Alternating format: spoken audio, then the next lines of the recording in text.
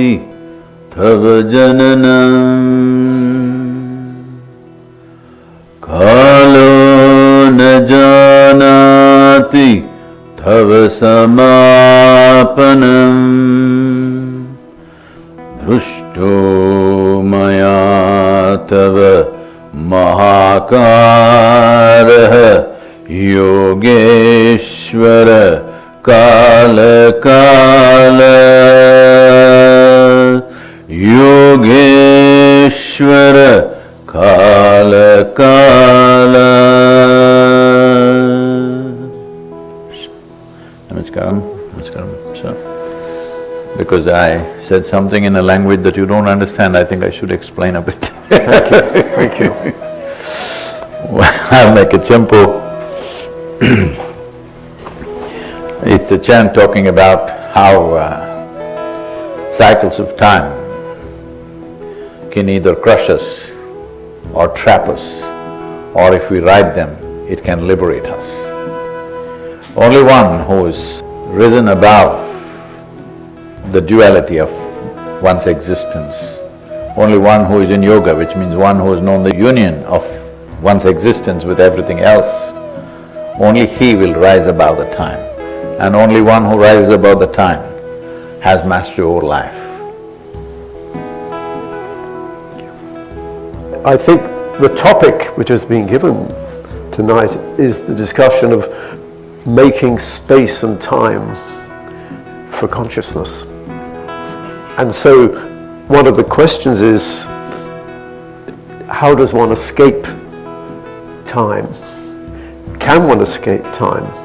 And you refer to cycles of time, which relates to the question of whether time is linear or time is cyclic, which is a topic of great philosophical interest. And in fact, that is something which I would like to talk to you about. And it's a question which arises both in the context of cosmology, which is my professional discipline. When we look at the universe, it's full of cyclic processes, and even the universe itself could be a cyclic process. Now, at the moment, most cosmologists would say we don't live in a cyclic universe because the universe is accelerating because of what's called the dark energy. We don't know what the dark energy is.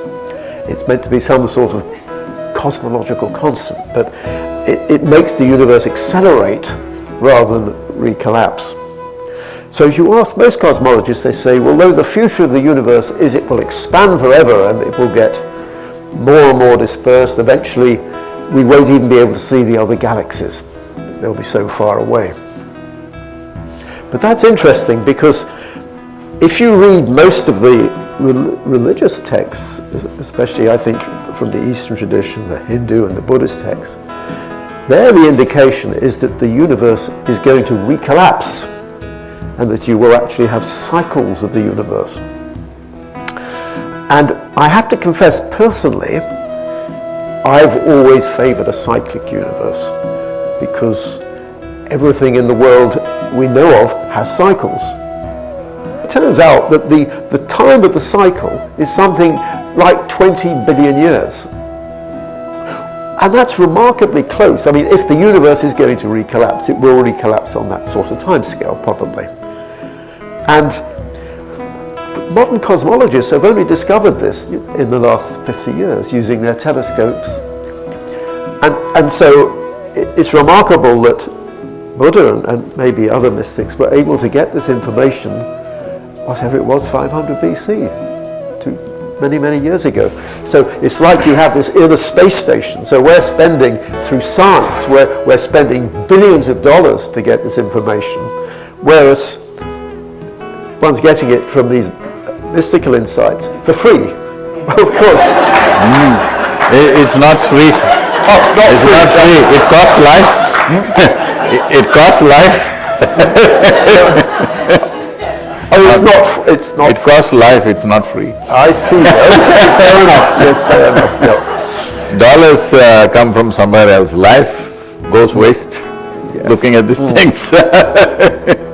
But to me, this is an important point about the link between science and spirituality. One thinks of them as being opposed. From my perspective, they're both studying the physical universe, and they can both be applied to study the physical universe from an outer perspective and from the inner perspective. And I think ultimately there is agreement. Well, if it's the same truth, if it's the same universe they're looking at, there has to be agreement. There has to be concordance. And I think that's remarkable.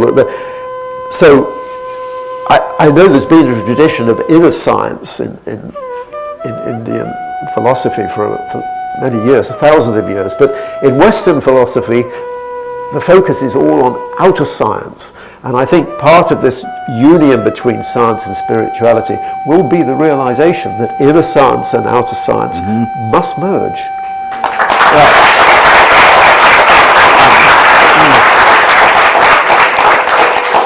And of course, my having this conversation with So you're on the top, sir.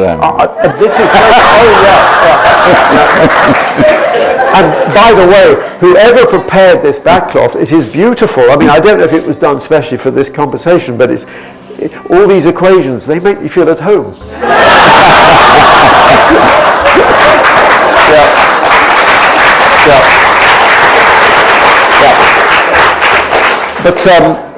But the only thing I would like to say is, we're talking about the physical universe, because I am professionally a cosmologist, so I can talk about cosmology without getting into trouble. And so when we talk about cycles and the time scale of cycles, that's conventional cosmology. And so if there are any physicists in the room, you should be happy about that. However, I know this conversation, I hope this conversation is going to veer into other domains where one is going beyond the physical universe. Because I think one of the lessons one gets from, well, mystical insights is that there are other levels of reality beyond the material. I think I refer to this as the domain of post-materialist science. Originally, Sadhguru was talking about cycles of time, and I'm talking about, so far, cycles of time within the physical cosmology, but there are also cycles of time which go beyond physics, and I know we'll get onto that later. But I should maybe ask you to react.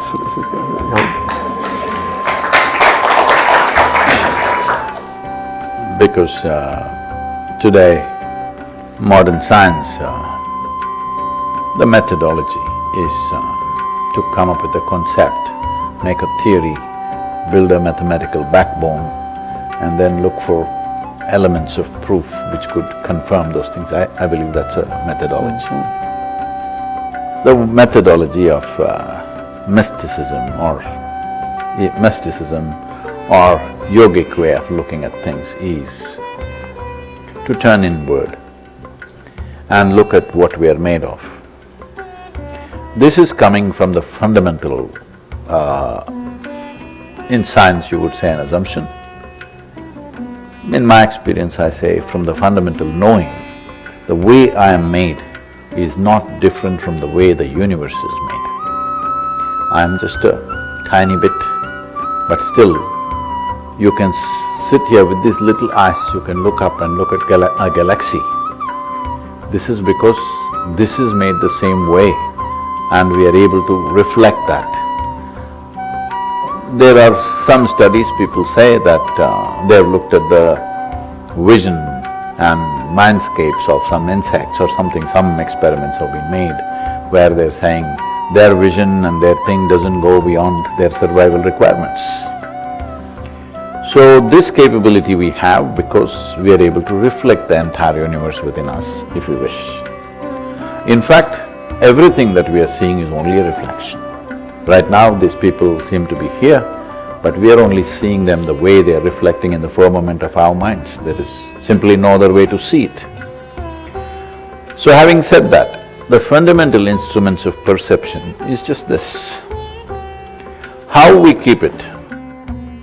Different people can see different things based on how sharp they keep themselves. When I say see, I'm not only talking about visual apparatus. We see through the five senses and more. So, in this context, the way we see this is because your cosmology, inevitably the other day, the boss didn't allow you to speak about time because he said, no, it's time. But you had spoken about space, which I see personally as a consequence of time. Well, let me just articulate in simple words. What is the way we see the universe and see if how many overlaps are there. And if there are things that don't overlap, we can examine why they don't overlap. It's like this. In the yogic principle, the universe was like this. This is usually represented as an arborist, a snake, a cobra running into each other, mouth and tail included, and a hood rising here. So, this is not the European arborist, I know, they make it a circle, but this is how it was. So we call this Anant, that means it's infinite. It's infinite. infinite, yeah. Infinite, I'm sorry. We're Indians. You invented the concept. No, I want to tell you it's not a concept. This infinite or infinity was like this. The nature of infinity, I don't have to tell you, but for everyone. If you make infinity plus 10, it's still infinity. Infinity minus million, still infinity. So, your mathematics don't work. You do plus, minus, multiply, divide, nothing. So, it was like this. You could do nothing with it. Then it unfolded and became like this. Then we call this shunya. Oh. Shunya means emptiness. It became empty. What was infinite became empty. This is very important to understand this. What was that which is infinite? Was it not empty? We could not even call it empty or full at that time because it's infinite. There's no plus minus to it, no multiplication and division to it. So it was this way, it uncoiled itself to become nothing. Nothing means we must put a hyphen between no and thing. It is a no thing, but it has a presence now. This presence, I'm assuming, maybe this presence is what the modern scientists are calling as dark energy or dark force or whatever. But it's very appropriate because we call this shunya or kala. The word kala means empty, the word kala means darkness, the word kala means time, the word kala means space. All these four things became somewhat manifest because it became a kala. So this is here as emptiness, but we call this infinite space. Must mark my words, it's infinite space, not time, because there is no distinction. It is time which is unfolding to become space. So once it became kala like this, you can see it as emptiness, you can see it as time, you can see it as space, you can see it as the first manifestation of that which doesn't have a form. Anything that doesn't have a form is also called kala. So, what was infinite space became zero, now plus one is plus one, minus one is minus one. Suddenly, there is no physicality yet, but there is a mathematical foundation for its physicality. Now, once it became empty like this, the word shunya is, in terms of written word, for the first time it's seen about 400 BC. There are documents where clearly the word shunya and the mark of a zero is there. He traveled to Arabia in early, the next part of how we count time today. Because those divisions are not there in our minds, because we have to communicate with the English-speaking world, we have also come that the cut-off date is somewhere 2000 years ago. Otherwise, we don't have those cut-offs in our minds. So I'm just saying, what are you calling it now? AD, it's not AD anymore, what are they calling it? CE, it's called CE now, Common Era or something. Ah, CE, yes. Yeah. So, in the Common Era in the 1st, 2nd century, or maybe by 3rd, 4th century, he traveled to Arabia because Indian traders were maintaining trade routes from India, right from the bottom of India, that is southernmost parts of India, right up to Damascus, Jerusalem, Aleppo. Even today, Aleppo city is supposed to be 8,500 years old, and that city was built by taxing the Indian traders. So, the live transaction was a daily business, people were traveling quite a lot. So, he traveled to Arabia where they called it cipher. The word cipher again meant empty. This cipher came to Europe, in Latin they called it Zephyrium. That went to Venice where it was the hub of many things happening in Europe, and there they called it zero, and the English called it cipher. These days nobody's using that word cipher. When we were growing up, it was common to use the word cipher in English language, but I don't know in… As a code, as a secret code. Oh, is it? Well, the word cipher is to do, in English, Zero. is connected with coding, but this is a different context. Yeah.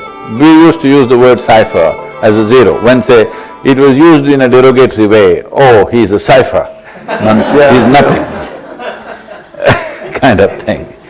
So, this aspect, once it became nothingness, but it was a firmament of tremendous existence, but without physical form.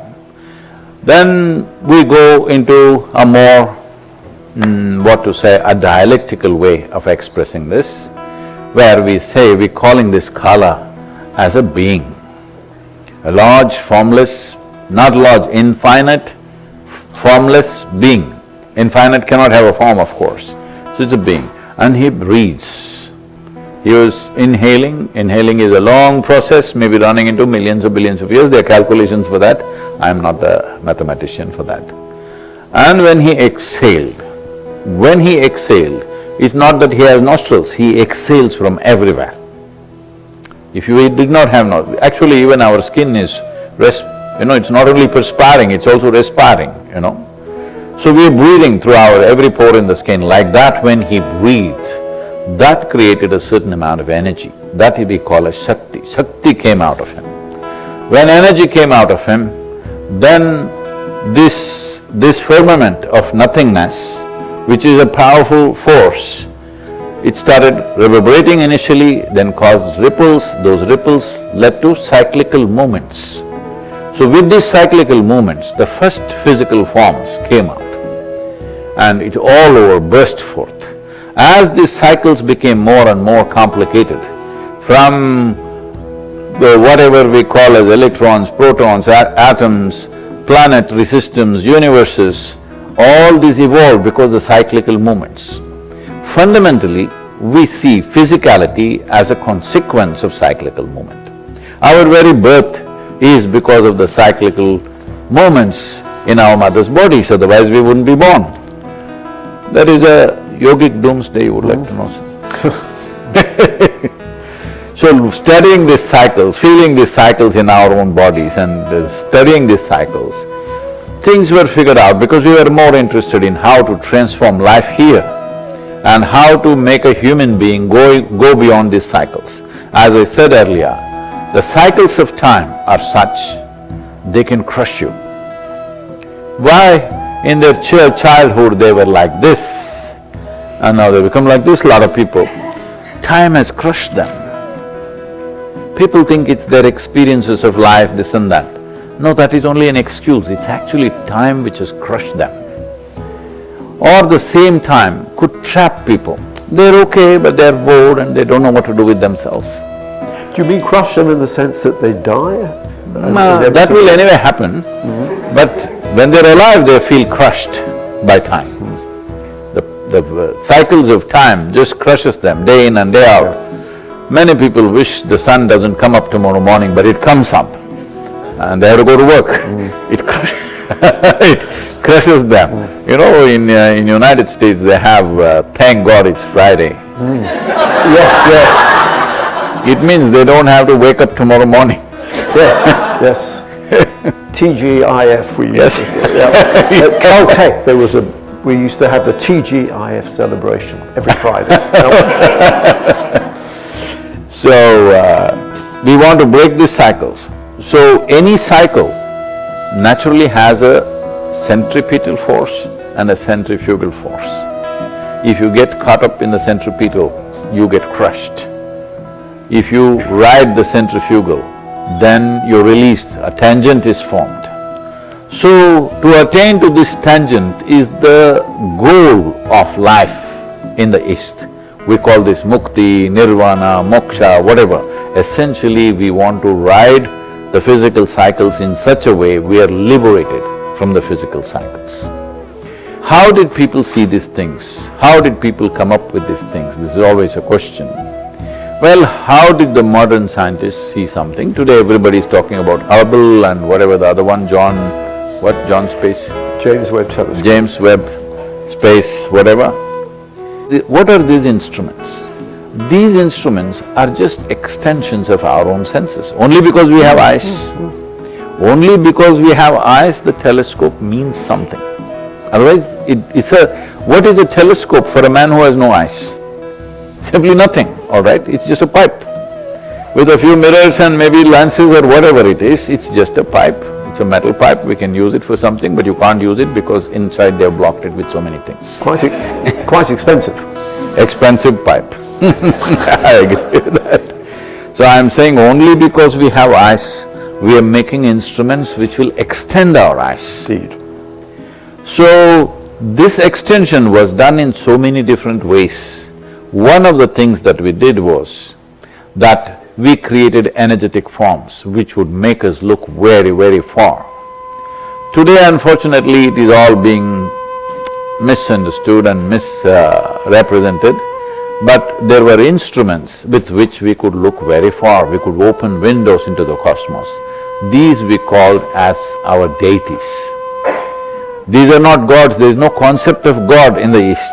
Are you talking about modern telescopes or ancient metaphor? There were no ancient telescopes. I meant metaphorical. Yes, they saw things by creating energetic forms. You have definitely heard of, because he was in your neighborhood, Ramanujam. Yes, of course, yeah. So when people asked him, some 3,900 mathematical formulations he came out with, which is still being debated and discussed and people are trying to understand what he wrote. When people asked him, he was dying of tuberculosis. He sat on his deathbed and simply poured out mathematics. When people asked him, how does this come? He said, my Devi, which means my goddess, bleeds mathematics. Ramanujan was at my college, Trinity. Yes. But before my time, so I never met him, and to me that is a fascinating example of how one can get information about the universe not just through the intellect, but through inspiration. As you say, he thought he had his information. If I should correct that, sir, I'm sorry, I'm intervening. You never get information through your intellect. You get information through your senses, and there in the intellect you mess it up.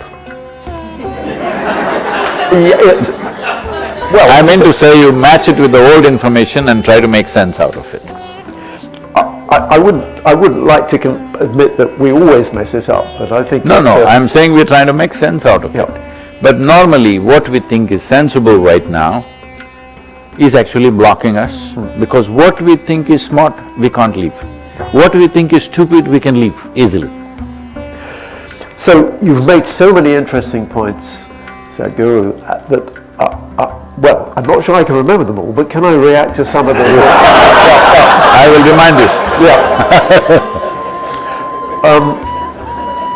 First of all, I'm glad you mentioned Ramanujan and mathematics, because one of the fascinating things about physics is that ultimately the language of physics is mathematics.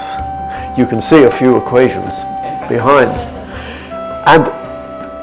And that is showing that our understanding, because mathematics is a creation of the mind. And there's a curious circularity, because mathematics underlies physics, physics underlies our understanding of the universe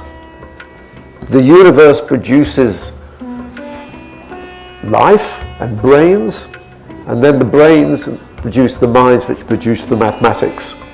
So you've got this curious cycle, the fact that the universe is comprehensible. I mean, you were sort of decrying, in a certain sense, intellect, but intellect is part of the process involved in mathematics, an incomplete process, but it's because it's just the left-hand side of the brain trying to sort of understand things.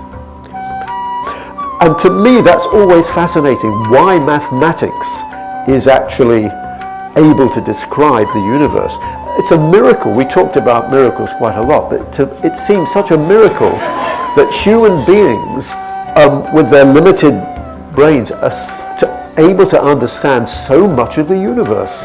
I mean, we've only been around, well, 10,000 years or whatever it is, and yet we already claim we can almost understand the universe. Physicists claim they can almost understand the universe completely. Now, I suspect that claim will turn out to be wrong, but at least it is a miracle that we can understand so much. So that's why I sort of reacted to the argument that intellect messes things up.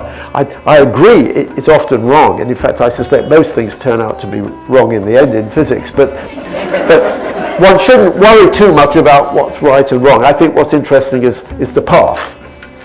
I think most theories of physics end up being wrong, but that doesn't mean it isn't useful, because it's the path which is important rather than the final paradigm, which is always going to change.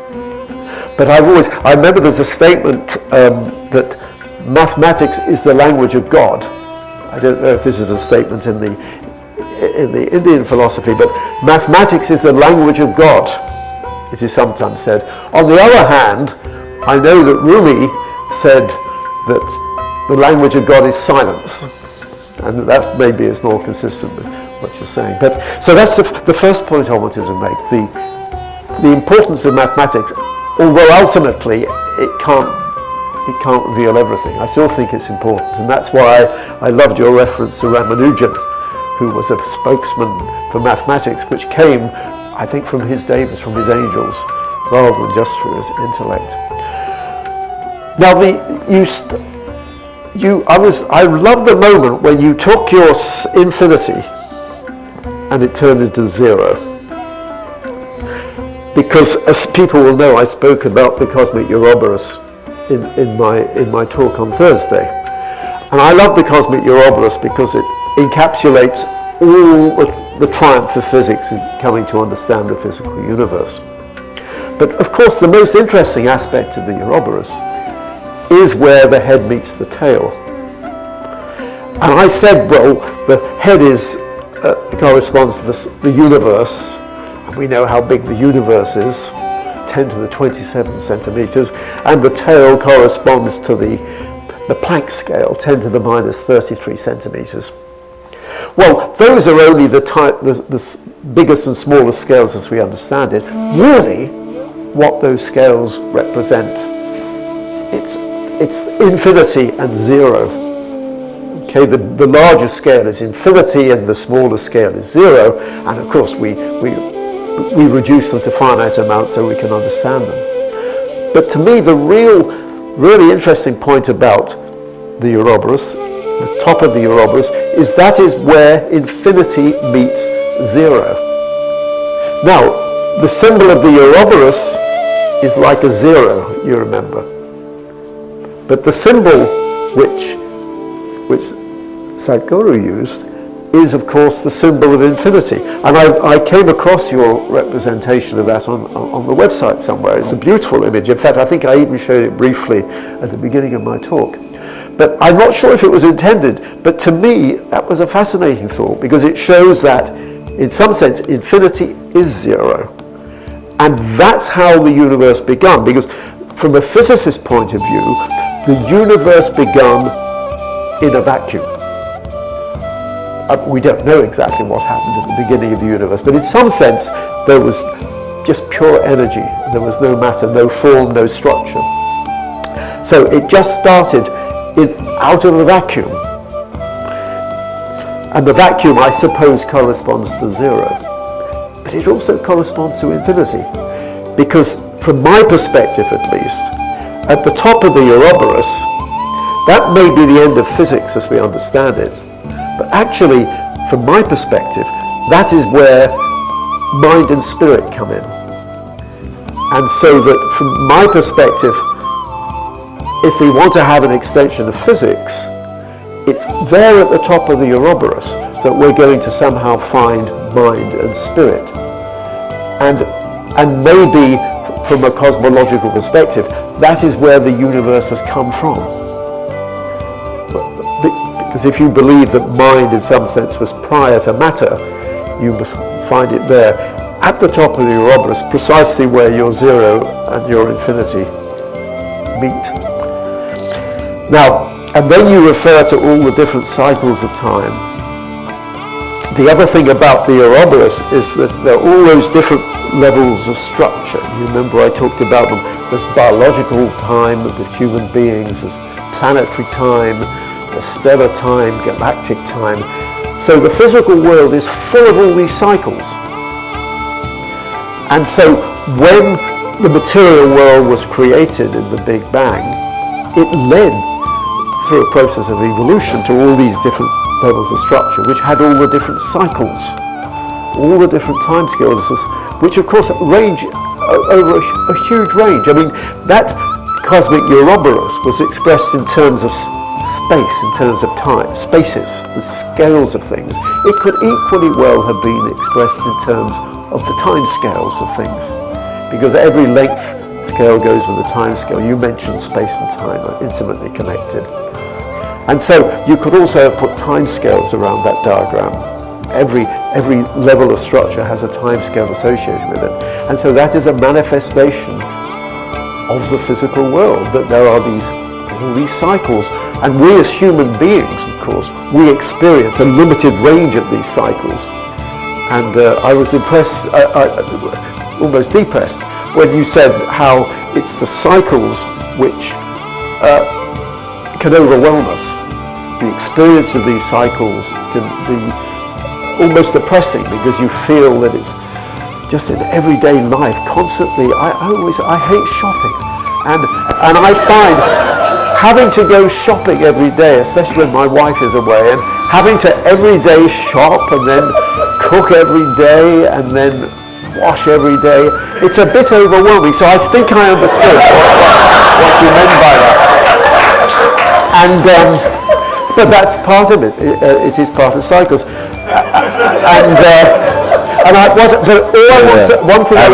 must tell you, in yoga, these cycles are referred to as samsara.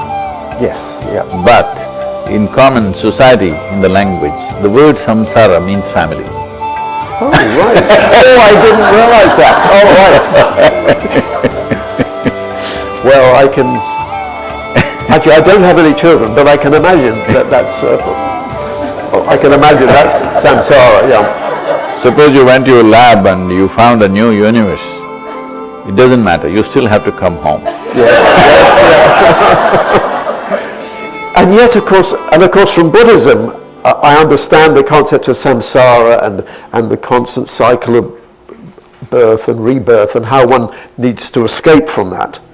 And so my understanding is that although there are all these cycles in the physical world, that there is an escape from all those cycles, which I understand, although don't experience, is in some sense the aim of, I suppose, of the mystical path, to escape from the cycle. I have to say personally, I've never had I'm not a very spiritually evolved person, and I know I'm not going to become enlightened in this life. Why do you say that? Well, because I meet more You're trying to destroy my work. No. Because my work is to make sure that everybody, it doesn't matter who you are, what you are, the possibility is always there. Will you invest in the possibility or not? That's left to individuals. But if you say it's not possible, then you're trying to destroy my work. Don't do that. Well, if by becoming enlightened I can justify your work, I will strive to become enlightened.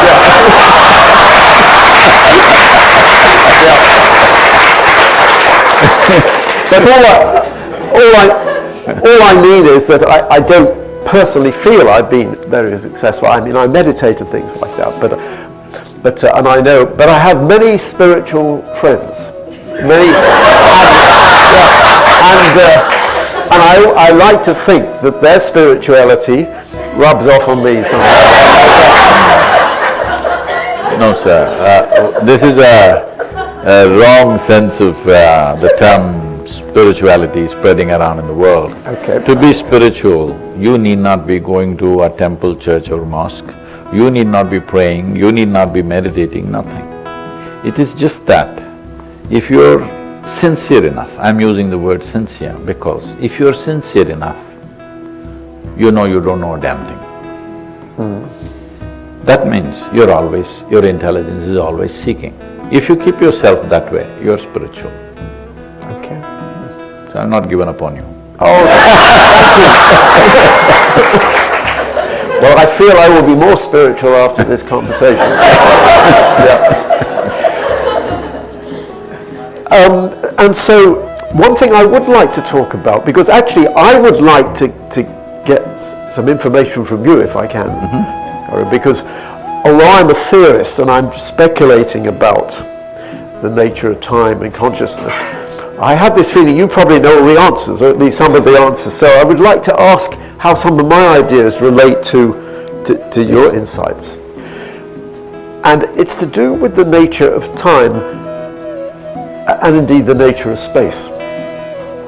In my talk on Thursday, I was trying to explain that if you want to expand physics to accommodate consciousness, by which I mean mind and spirit, because consciousness is everywhere in matter, mind and spirit, but you have to expand your concept of space and your concept of time.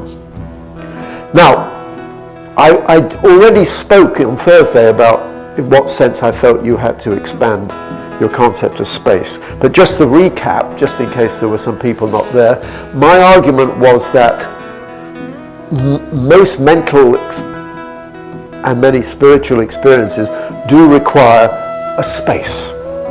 And I was referring to dream space, out-of-body space, the space of a near-death experience, the space of ghosts, the space even of some mystical experiences. Not all mystical experiences, because some go beyond space and time. And what I argued was that you need some higher dimensional space, because it's not just physical space, it goes beyond physical space. And then what I said was this higher dimensional space, it corresponds to a sort of higher dimensional reality which reconciles all our experiences of the world, not just of the physical world, but of all the worlds. And so that was my claim. And then the point I made was that even physics itself claims that there are higher dimensions, because Newton had a three-dimensional space, Einstein said there was four-dimensional space, space and time being merged, which of course agrees with what you were saying earlier, that space and time are basically the same.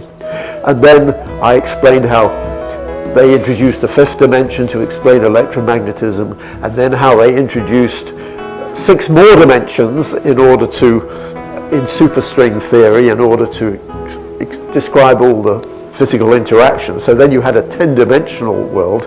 And then finally I said with M theory, we had the idea there was another dimension, so you have an 11-dimensional space. And Sadhguru made the fascinating remark, which was new to me, that actually 11 dimensions is precisely what arises in some of the traditions. Maybe we can come back to that. But then the key point I wanted to make was that in one particular version of M theory, the physical world is a slice of a higher dimensional space. The slice is called the brain, B-R-A-N-E, and the higher dimensional space, it's a 5-dimensional space, it's called the bulk. And so physics gives you a higher dimensional space, of which material world is a slice. Your experience, your mental and spiritual experience, gives you a higher dimensional space. So the main point I made on Thursday is, why can't we identify these two spaces? This is not a view that many of my physics colleagues will share, because they don't want to be associated with mysticism. But that's my personal view. I don't want you to give the impression that this is the mainstream physics view, because I'll get into trouble with my physics colleagues if you get that impression. But it's my view anyway. But that was talking about space. But what I didn't talk about, because our kind chairman realised that I didn't talk about time. So can I speak for about 5 minutes about time, and then I'm going to ask Sadhguru if he That's could. a lot of time, sir. Yeah. You see, what is fascinating about consciousness is that it involves the passage of time. When you say I am conscious, one can argue about what you mean by conscious. There's a distinction between the contents of consciousness, which is what I'm normally referring to when I talk about a space of consciousness, but the experience of consciousness itself. This must change. You should not say space like this. I should go like this. Thank you. Yeah. Okay, so conscious, space like that. Yeah. And hopefully time like this, yeah? Which means the chairman can't stop me if I... Yeah. Anyway, the point is this. What you've got to realise, in Einstein, with his theory of special relativity, he married up space and time. He realised that the world is four-dimensional, with the fourth dimension being time. And so, you as a human being, your body is like a world line in this. You imagine space and time in 2 dimensions. I hope I can use my hands, but you imagine space and time in 2 dimensions to make it simpler. You are like a line, your world line in this 4-dimensional space, but is represented as 2-dimensional space. But in Einstein's picture, it's called the block universe. Past, present, and future coexist. There is no time. But in your conscious experience, you think of yourself as moving through time. So if you imagine your world line as a brain, you sort of think of your consciousness as like a little bead which is traveling along that wire. That's your experience. So right now it's 10 to 5, but it will be 5 o'clock in 10 minutes, and it was 4:45 5 minutes ago. But the point is that does not happen in relativity theory. In relativity theory, there is no passage of time. And this is well understood. And this is why many physicists and philosophers say it is an illusion. The passage of time is an illusion. And yet we all experience it. Now, what I'm saying is that mind, the experience of consciousness, is not actually part of our current picture of physics. It's not part of relativity. And the passage, nor is passage of time really in quantum theory. Time has a different status in quantum theory. So how do you explain this? Well, the way various physicists, various philosophers have explained it, including myself, is you have to say there is an extra dimension, which is an extra dimension of time, which corresponds, if you like, to mental time as opposed to physical time. And so this is why I say current physics, meaning relativity theory and quantum theory, cannot explain the experience of consciousness. But the final theory of physics, which is going to reconcile relativity and quantum theory, that has to explain consciousness, and it has to include this extra dimension. Because what I'm saying is mental time is an extra dimension. Is that okay? Right. Everyone's convinced? Good. Now, but there's another feature of consciousness which is really crucial. And this is to do with what I call the specious present. This is the minimum time scale of experience. You see, when we're normal human beings, we only there's a minimum time we can experience, which is something like 1/10 of a second. You imagine my finger is a light. If I move this light around in a circle, you will see that light going round, okay? But if it goes round too fast, if it goes round more than 10 times a second, you won't see it as motion. You'll see a continuous light. Okay, so there is no time on a time scale less than 1/10 of a second, which is basically the specious present. On the other hand, if this little light moves around too slowly, you won't see it moving either. That's to do with the time scale of memory. So our experience of time only extends over a really short range of times, from something like 1/10 of a second to maybe 1,000 seconds. Okay? That's what we mean by human consciousness. So this concept of the specious present is a very old concept. It actually goes back to William James. It goes back more than 100 years.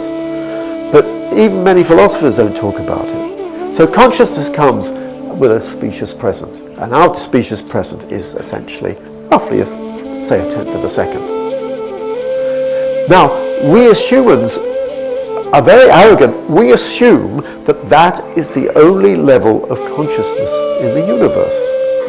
Well, at least. Not humans, physicists. Yes. Okay, absolutely. Well, I suppose, exactly. When I say humans arrogantly, I don't mean all humans. I mean especially most of my scientific colleagues will assume that we're the most important form of consciousness. Obviously not, probably not most of you. But the question is, therefore, this specious present, I said it's 1/10 of a second, but actually it can change, and we all know it can change in circumstances. I expect you had the experience, you're in a crisis situation, say you're falling off a mountain. I don't know if anyone's ever fallen off a mountain, but you know, time seems to slow down. Or maybe you're in a car accident, and the outside world, everything seems to be in slow motion. That's because your specious present has sort of shrunk. And so that happens. You can have another experience, for example, where your specious present expands. I know of a case of someone who was very ill, was lying in bed, and saw this flashing light at the window, and couldn't work out what it was. But it turned out this flashing light was the rising and the setting of the sun. But their specious present had expanded so that it seemed to be a flashing light. It's a question of the relationship between your mental time and physical time. Now, of course, most neuroscientists would probably think that can be explained because there must be some sort of clock in time inside the brain. So, for example... So, one second. Yes. Because there are a lot of things, if each one of those things, if we unpack together... Absolutely, it'll be yes, good, yes. because you're saying so many things, we will, by the time we come back... Right, but so are you. So it's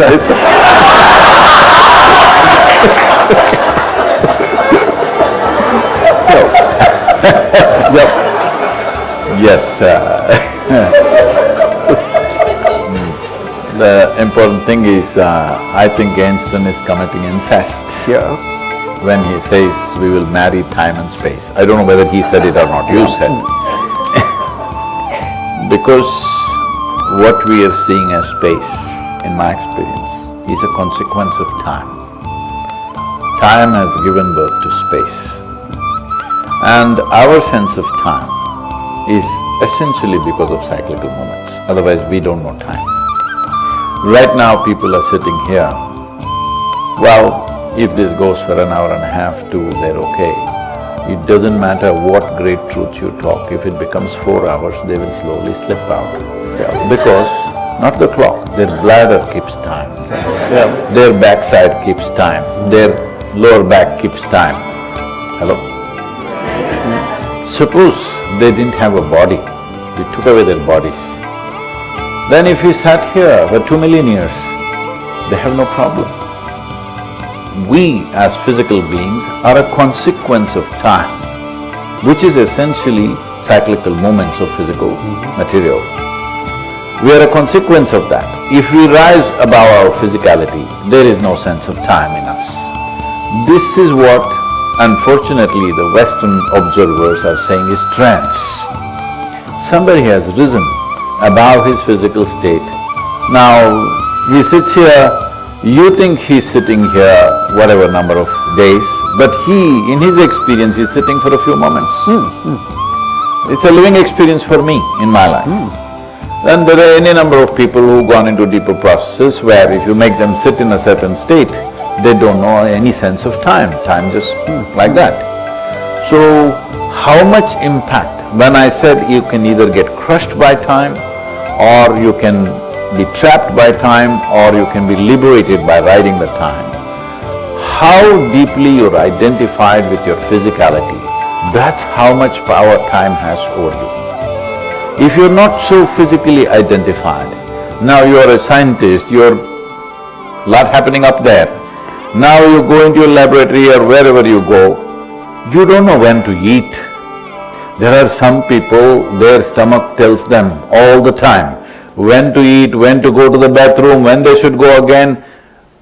In the office, you will see many of them in 8 hours of work are going to the bathroom 4 to 5 times and going to eat and drink another 5 times, because completely ruled by the body. If suddenly you became more interested in something else, you don't know when to eat, when to pee, when not to do, because bodily influence on you, the power of the body is gone. Once the power of the body is gone on you, the power of time is gone on you. So if you're completely free from that, you're beyond time process. But how do we come to this? We look at human body as a construct like this. There is a physical body which is an accumulation of the food that we have eaten. This is the hardware that we built. There is a software which you're calling as a mental space, is it? I'm sorry, mental space. It's a mental body, we call that also as body. We're calling everything body, all the 5 aspects we call it as body because body means you can observe, you can learn. Space is a vague thing. So there is a mental body, there is memory and information and intelligence right across. So the mental body, this is the software.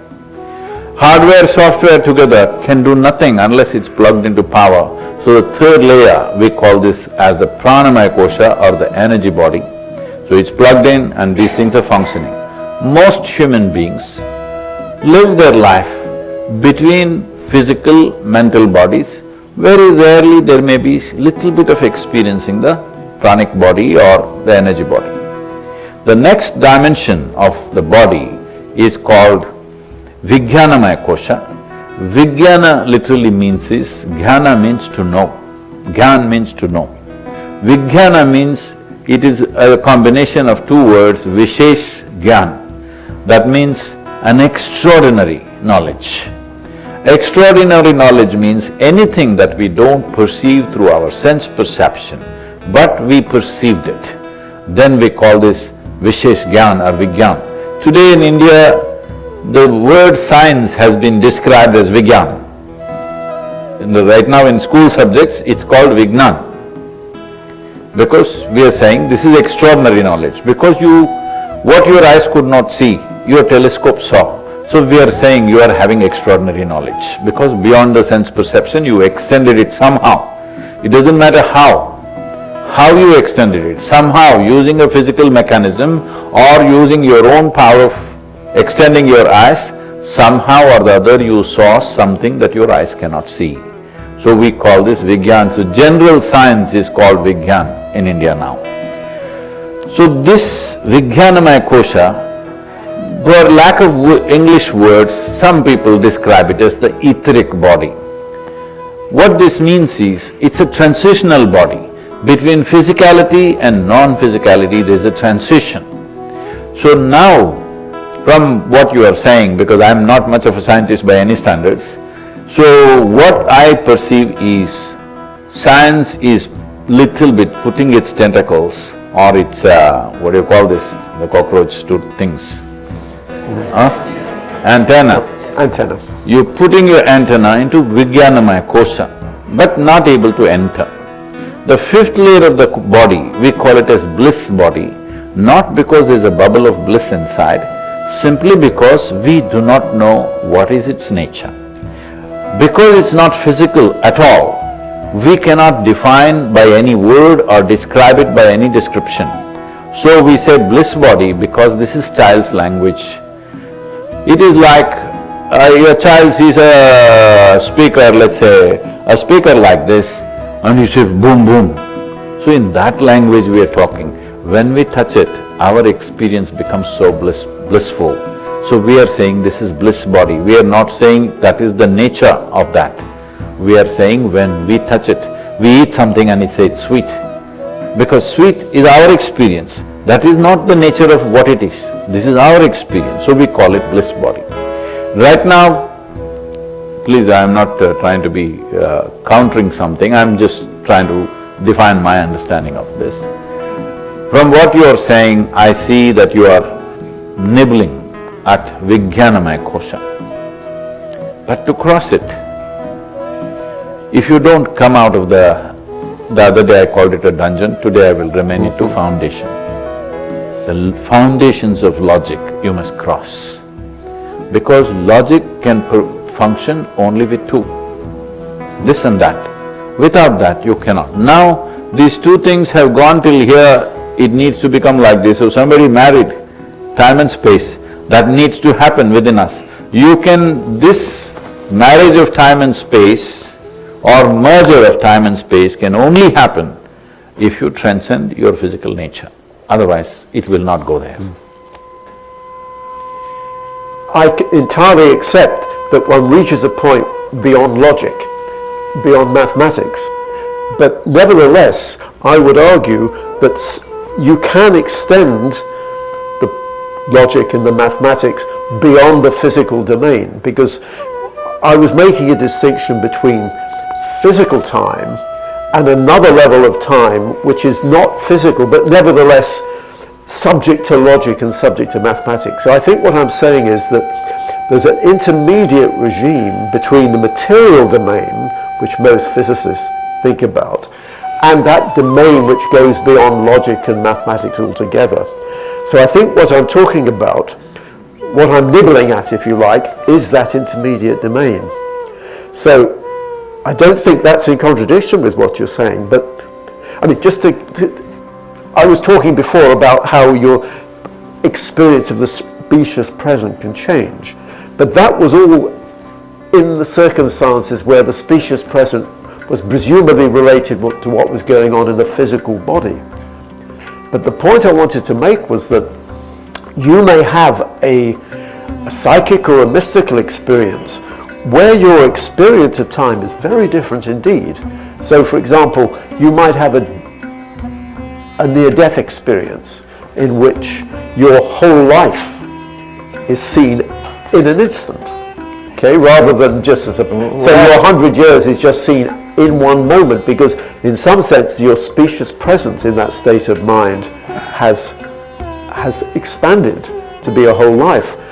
And my understanding is, from the literature, not from experience, is that in various mystical states, it's like you can be expanding, changing your specious present, like a dial on a radio, so that you experience the world at a different level of consciousness, and that different level of consciousness corresponding to a different species present. And so, I mean, the point I was going to make was that it's very arrogant to assume that the only level of consciousness in the universe is the human being. I don't myself see why there shouldn't be a hierarchy of level of consciousness on timescales much larger and much smaller than the human being. I don't see why, for example, why there shouldn't be a planetary level of consciousness with a much longer species present, maybe a day, why there shouldn't be a solar level of consciousness, which might be 100 years, why there couldn't be a galactic level of consciousness, and why there couldn't be a cosmic level of consciousness. So I would say within this perspective, this is why I'm putting the emphasis on species present, I don't see why there cannot be a hierarchy of levels of consciousness associated with different, if you like, forms of embodiment, but also... If I can ask yes, a question. Yes. Because you are using the term, this mind, time related to the mind, right? Yes, I'm now talking about time related to mind rather than to physics. I'm saying the time, we experience time only because of our relationship with our body, not with our mind. In our mind we can make 1 hour into 10 hours, 10 hours into 1 hour, we can, because on a certain given day, if you're very joyful, the day passes like 10 minutes. If you are depressed, the day passes like a eon. So this is a mental thing. Mind, how we see mind is, there is something called as Sat Chit Ananda, you have heard that, right? Have you? Sat Chit Ananda. No, I don't know the terminology, I think I know the concept. Sat means truth or reality, Chit means, we are referring to Chit as mind, Ananda means blissfulness. So Sat is reality which is there. But we can only look at the reality through the lie of our mind. Sat is half there, half not there. It's a half a reality. Part of it is true, part of it is not true. Chit is a complete lie. You can make anything out of it. You can look at this and see a dinosaur there, genuinely. People do that. So we see a... You can see a dinosaur or an elephant standing there right now, though it is not there. Right, a dinosaur. Yeah. You can see an elephant standing there, though it is not there. You can look at this person and think, oh, she's evil. You can look at that person and think, oh, she's beautiful. You can look at that person and think something else. This is all lies made up in our mind. We can make up whatever we want. This is the beautiful thing about our mind. We can even make an absolute lie into reality, a total lie, something that never existed. We can make it into a reality of our own. This is a phenomena that we have a kaleidoscope, we can make whatever. With little information, we can make so many things out of it. But that's not an instrument to explore. Kaleidoscope you can enjoy, but you cannot make that into an instrument of exploration. Body is more reliable. Body never lies to you. Hello? But there are different levels of body, I mean… Yes. What you were saying, yes. Physical body, mental body, I mean… Yes, I'm right now saying the physical body never lies. It's telling you the truth, isn't it? You want us to stop? Mental body, physical body, I'm asking. So I'm saying when you get hungry, you get hungry. But mind can tell you, no, you're not hungry. Mind can tell you when you don't need food, mind can tell you, you need to eat. But body tells you truth about everything. When it's cold, when it's hot, everything is the way it is. But mind can make it whichever way you want. What is pleasant for one person is unpleasant for somebody, what is unpleasant is pleasant, because mind makes up all these things. This is the mind as we see it right now. We're just essentially talking about one aspect, which is the intellect, which is what today in modern societies we have strived to develop, because it produces results for us. In daily life, it improves our life in so many ways. What does improvement in life mean? Essentially it means we get to handle our survival process more and more efficiently. That's all improvement is.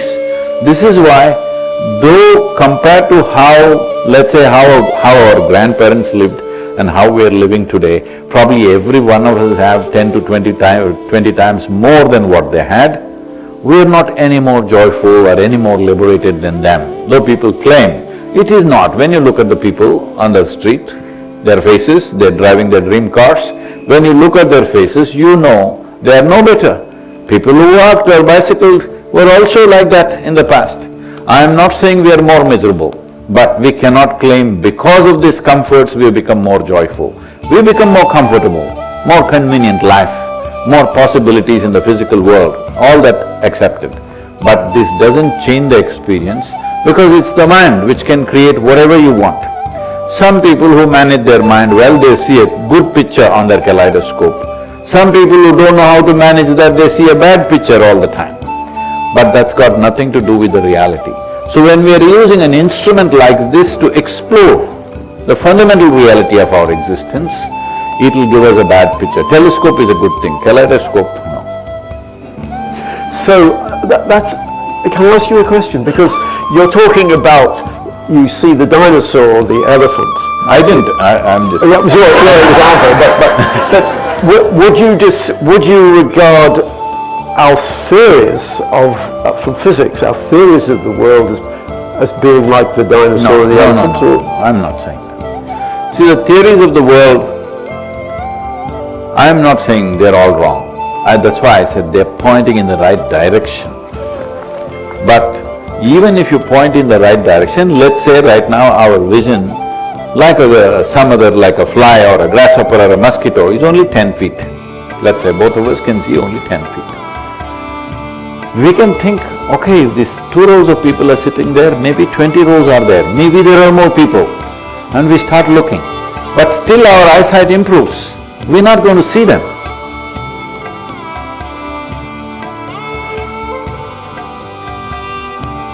Right, but So it's extremely important now.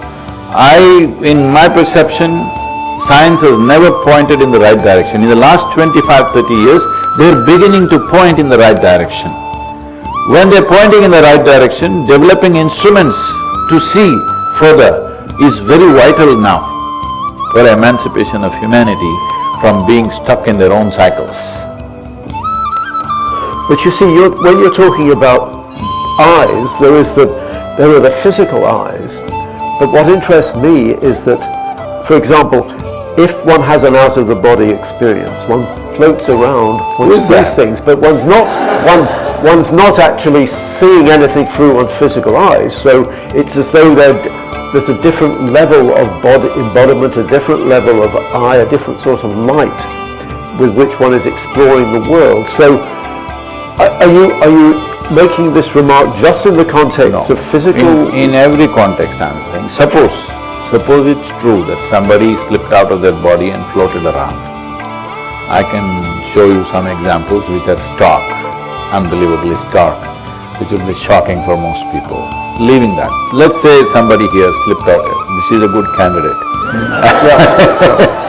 She slipped out of her body and went around. But to see physical light, you need these eyes. I can't see physical light with my hands. You need these 2 eyes to see physical light. Because this whole problem of light, this has come because what is metaphorical is being taken literally by a whole lot of people. I think it's Patanjali who made the mistake, maybe even before him somebody must have, where he said, if you bring yourself, distance yourself from your psychological and physiological process, a new light will arise within you. When he says light, he's not talking about this physical light which is traveling at 186,000 miles per second. He's talking about a new clarity has come. You see things totally differently because things are crystal clear to you. But to see this light, you need these 2. Without these 2, you don't see this light. Right, but this lady, she is… Not this one, that one. Using, that one. Sorry, I got the wrong lady. But is it true to say she is using a different sort of eyes and a different sort of light? We cannot call it eyes, because when somebody is beyond the body, they're not seeing a damn thing.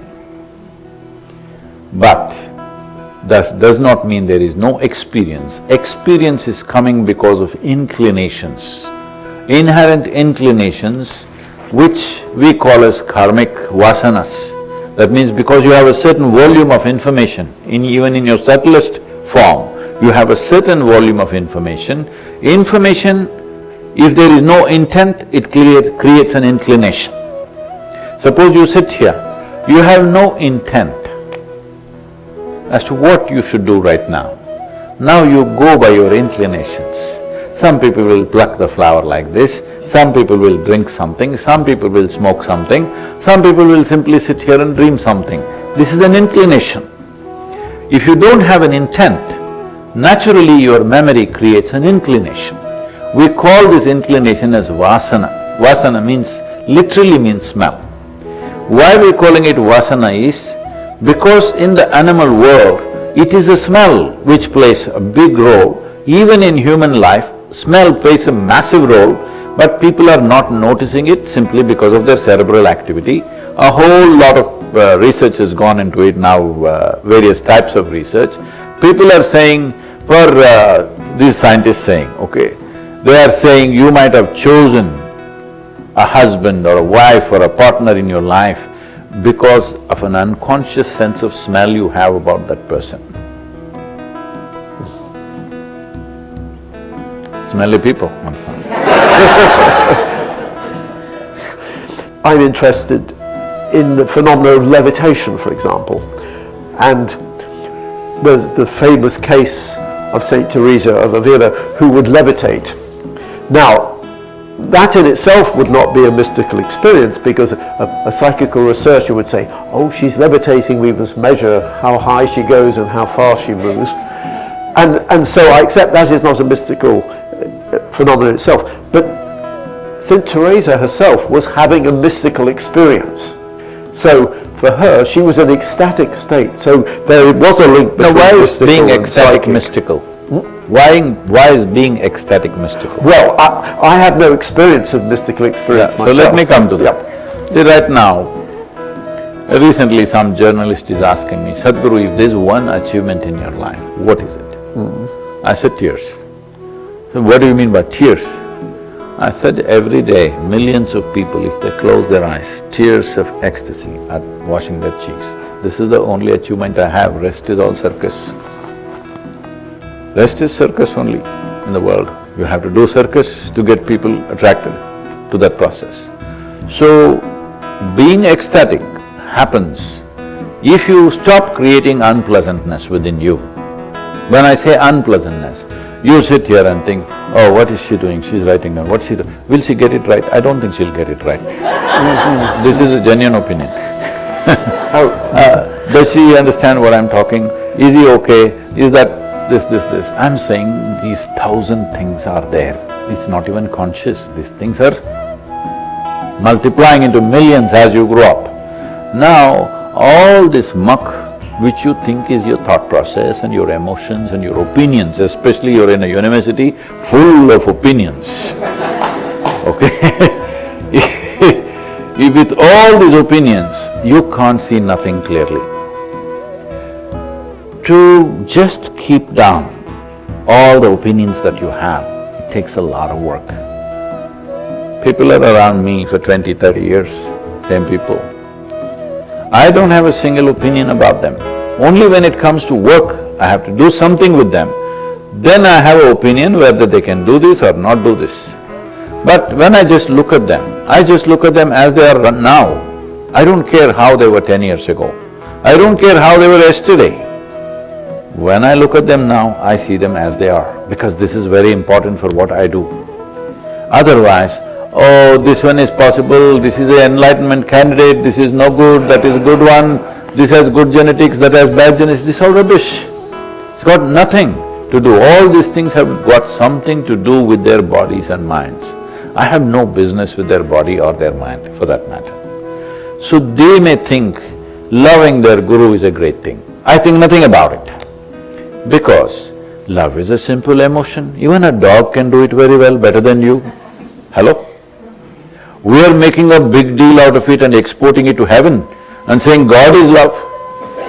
This is because people have grown up bereft of love. I'll tell you a sample, can I tell you a little situation? I was to speak in Tel Aviv, unfortunately there is a situation there, a few years ago, and I'm flying out of Atlanta. I'm to land there around 11:30 in the morning and speak at 6:30 in the evening. But some delays in the flights and I end up landing there at 6 o'clock in the evening. In these 40 years, I have not been late to a single event, so I don't want to… it's a commitment that I have that I don't go late. So I quickly change in the airport and rushing to the event. And I'm famished because I'm flying an American airline. There's nothing edible. There's nothing edible on that plane. No, peanuts. No, not even that. They throw some dog parts at you. Whatever, nothing edible for me. So, whatever these groundnuts, they give you only in the domestic. In the international, it's only dog part in some bread and something. It's just not for me. So I'm super hungry, but I have to be there on time, I rush. And then I find, to my amazement, it never happens to me, I'm speaking at a fine restaurant. This is coherence.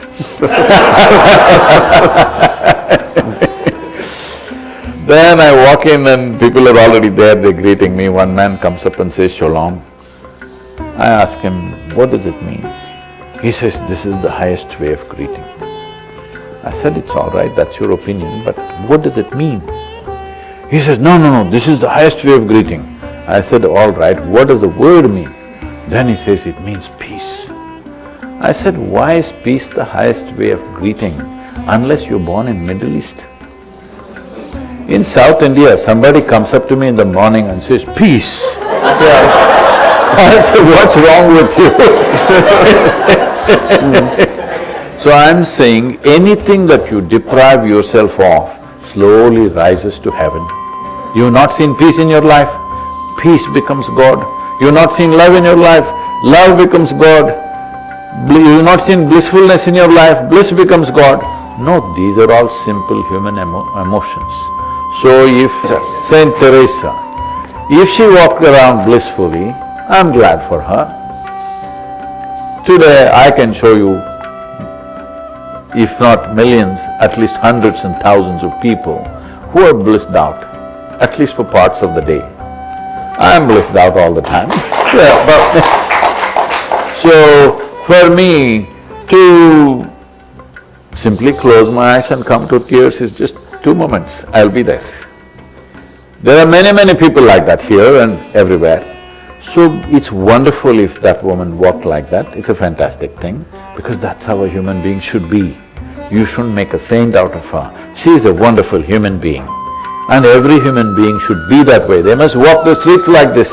When they see the flowers in the tree, tears must come. When they see the clouds, tears must come. When they see a child, tears must come. When they close their eyes, tears must come. Tears of love and ecstasy, not tears of misery and pain. So, right now it becomes such a rarity in a given society. Now you suddenly think she's got God going in her. No, she doesn't need God.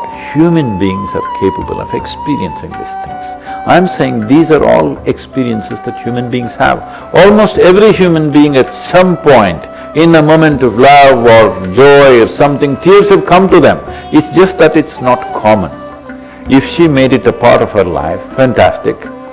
But in Eastern societies, there are any number of saints like that who always lived like that. I'm not trying to bring her down. All I'm saying is… Well, you say bring it down, you mean from the levitation or from the… levitation I am not talking about, because that's a question of breathing in hydrogen, not oxygen. I'm saying I don't want to bring her down. My work is to raise the humanity, not bring down somebody from the heaven.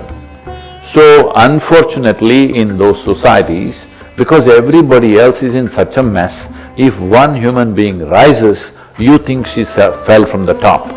No, she rose, wonderful for her. Well, they did make… yeah.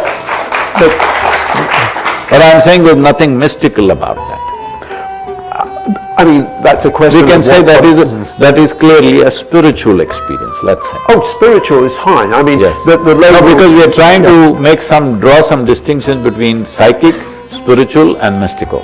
So her experience, we can put it clearly in the category of a spiritual experience. That is fine, because that's a question of semantics and… No, these are not semantics, these are clear distinctions in experience. See, when you look at it from outside intellectually, it amounts to semantics.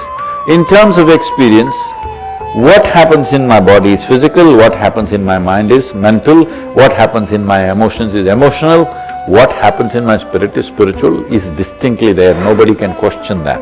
Because somebody is questioning it from outside, because they can't see it. If somebody is shedding tears out of love, we can sit here and think, oh, maybe some pain.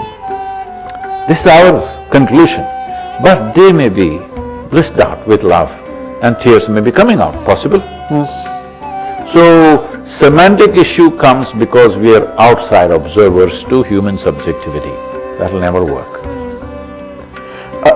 Whether she was having a spiritual or a mystical experience, I bow to your knowledge, because No, I am not saying she did not have a mystical experience. Because people observe that she is in tears of ecstasy, that is a spiritual experience. She might have had mystical experiences, which she cannot show to people. How will she show? But the question I was going to ask was, I was interested in the status of psychic phenomena, because why I'm interested in psychical phenomena is because I see them as making a link between matter and spirituality, between science and spirituality, because in psychical can I do this, because this is there, in between. Yes. They have broke it for some reason. They didn't want the tail end to come together. Whoever made it. Anyway, see, psychic phenomena is extension of the mind. Yes. We can extend our body if we want. Right now we can do a simple experiment, sir, shall we do? By all means, yeah. Please sit little spine erect.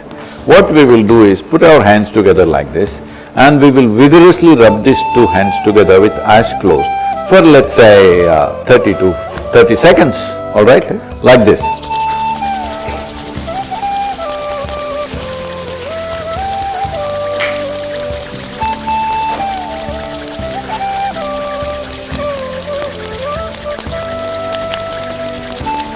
Seconds is a long time. Well, my species presence is changing, yeah. Now, keeping your eyes closed, just separate them by 3 to 4 inches.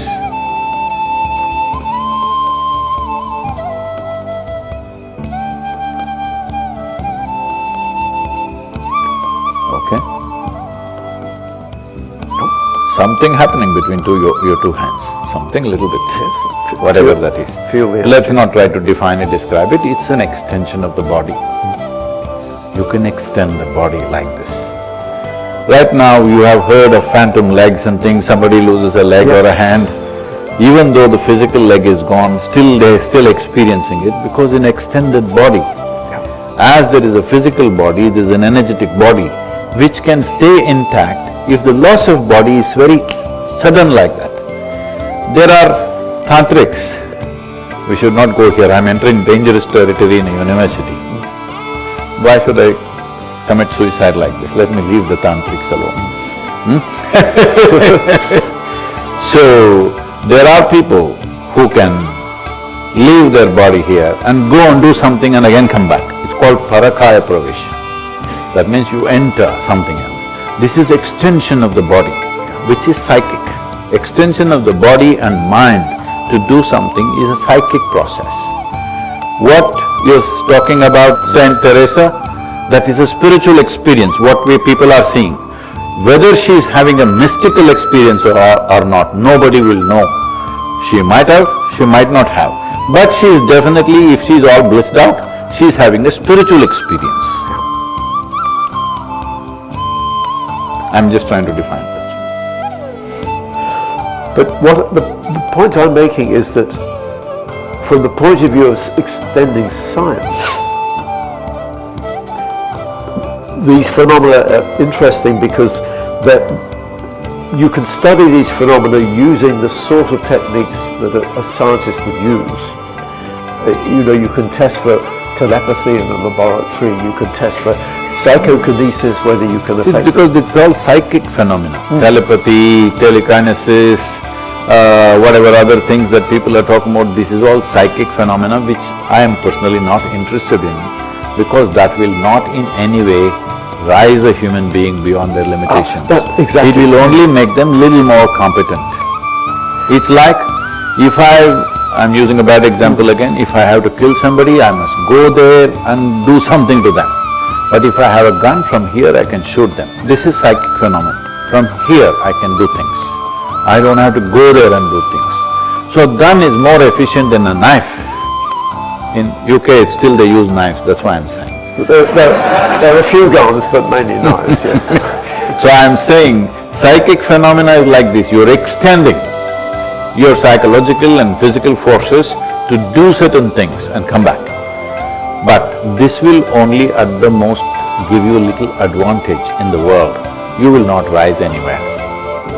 I accept that, but the reason I'm emphasizing that is because in the attempt to expand science, Yes. to accommodate That's these my phenomena, interest. this is… and it's nothing to do with helping somebody become enlightened, but nevertheless I'm saying it's helpful, it's of interest to me, Yes. because that's how I can expand science to accommodate these phenomena. It's, if you like, it's part of the way of going towards it, unifying science and spirituality. So even though you say it's not of interest… I'm saying you don't have to accommodate this. Let's dismiss all the things that I'm saying. Right now, in my opinion, science is looking in the right direction. They have to extend their look. I'm asking, can you build a telescope which will see something which is not physical in nature? That's what you need to do. The answer is not with a physical… With mathematics, I'll come to that. So, because we're talking about time, which I see as the most basic entity, from infinite to zero is manifestation of time. So it's an infinite space because it's a mix of time and space. It's always been like that. Time is the fundamental firmament, space is happening on top of it. Now, beyond this time, which we refer to as a cyclical process, because time as we know it, as we experience it right now, exists only because of cyclical movement. Planet turns a day, moon goes around a month, planet goes around the sun a year. This is our experience of time, and similar cycles are happening in our own bodies and various phenomena in the world. But a time which is not cyclical, which is just a stillness, we call this Mahakala, that means the greater time. There is a particular deity enshrined in central India which used to be the center of time for many millennia before the British came to India and they shifted it to green, which mean time. This was the mean time in the world. Because the maritime travelers from Asia, because that's where it started, this was considered the line of time. This is where the time started. So there they established a particular deity which is called Mahakala.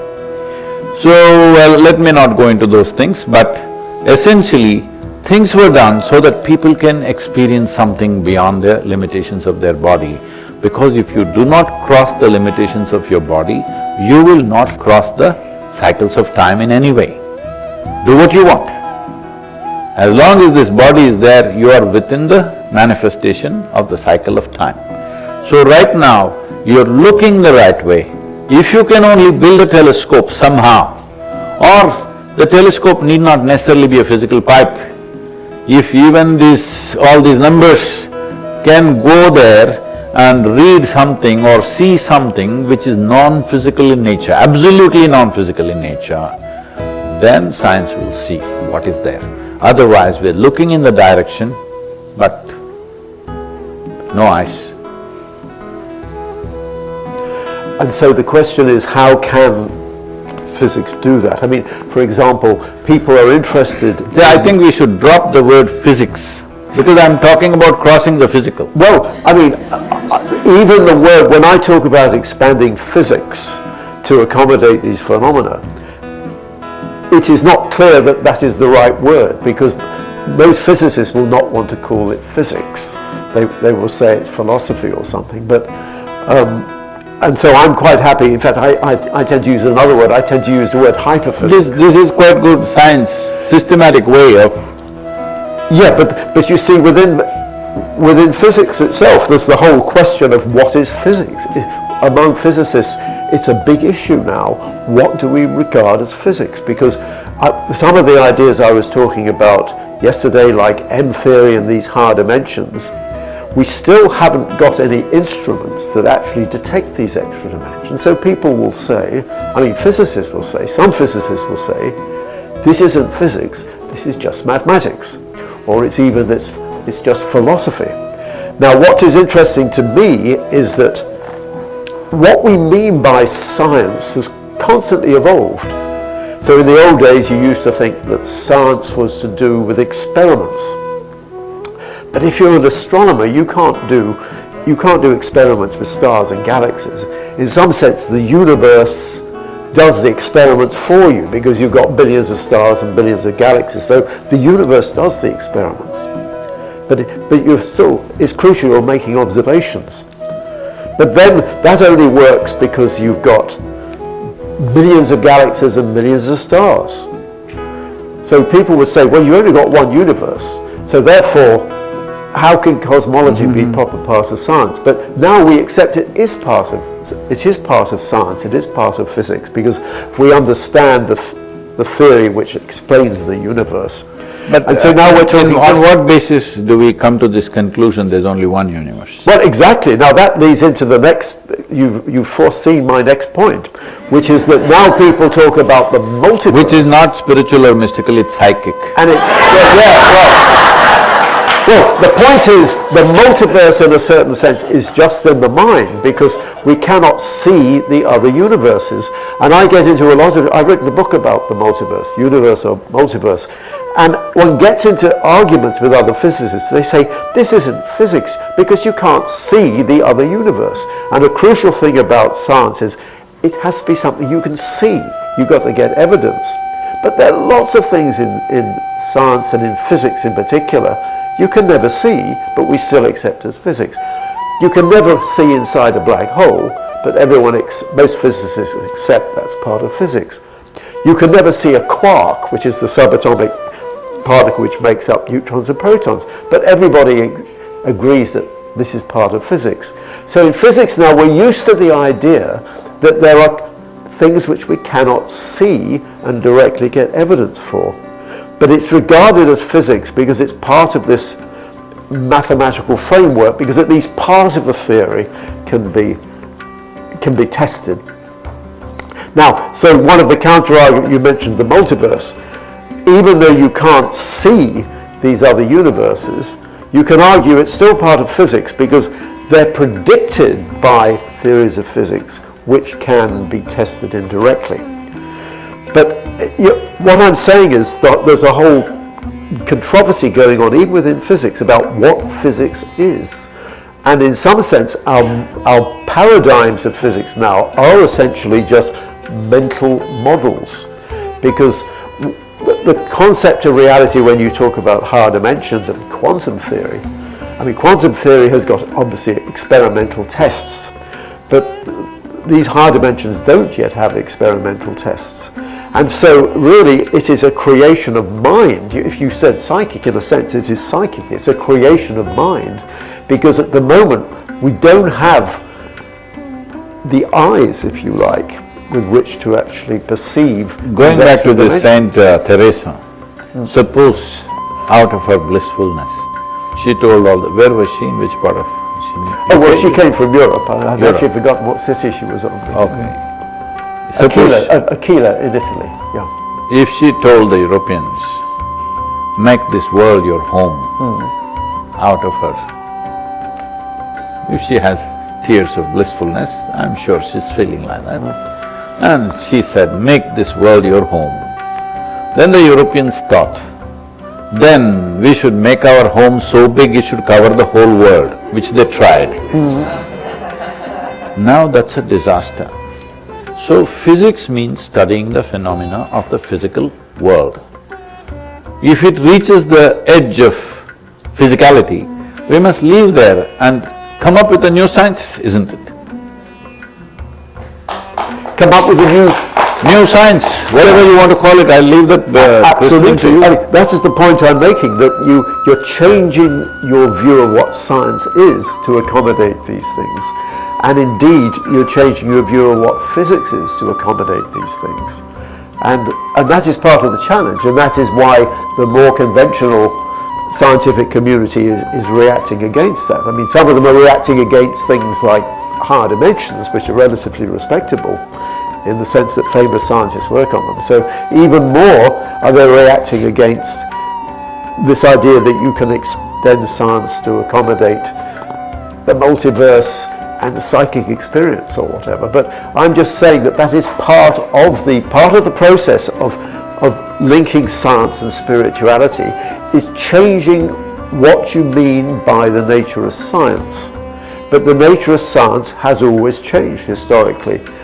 And if ever science and spirituality does merge in some sense, it will mean that scientists must become more spiritual. No, I wouldn't say that. Okay. What I would say is, right now, this whole fallacy of science and spirituality, what is it that we call as science? If something is a systematic approach to know something, and if you see it also, it's the same way, if I see it also, it's the same way, and 10 other people see it, it's still the same way. That means it's not just a purely subjective experience. Then we say it is science, right? Am I correct? That's the old version of science. All right, we'll go by the old version. Yeah, because both of us are in that state. So now, what we call as spirituality is also a system that if I elucidate, this is the way, if you do this, this and this will happen to you. If it, out of these 100-odd people, even if 50 people can experience it, in my opinion, it is science. Because I clearly mark out few steps and they take those steps and they come to such an experience. I should tell you this. Some time ago, a man who is super exposed to all kinds of spiritual stuff around the world, he said he's been with JK, I don't know if you've heard of JK, J. Krishnamurti. Yeah. Yes. He was with JK for a long time till he passed away in Ojai, and then he was with Rajneesh, he was with what's her name now? Anandamayi Ma, and he was with some European teachers, and he was with the UG Krishnamurti, who was another guy from Bangalore, all this. And then he came and stayed in our yoga center for 2 weeks. After 2 weeks, he said, "Can I meet Sadhguru?" I did not know he was there. Then I said, okay. Then one afternoon I just met him. He said, "Sadhguru, like this, I have been all these places." I said, "So you're a failed candidate everywhere and you come here now, what do I do with you?" He said, no, Sadhguru, I have to say this, I have not come here for anything." He was already like 79 something when I met him. He said, "No, I'm not looking for anything, each one of them have contributed, I've read you and I've seen you and all that. I just wanted to see you, that's it. All I want to say is, I've been to all those places, experienced so many things, each one of them enhanced my life in some way. But you are the only one who has a spiritual factory." I said, "What do you mean?" I said, "Every week I'm just seeing people come, ordinary people come there.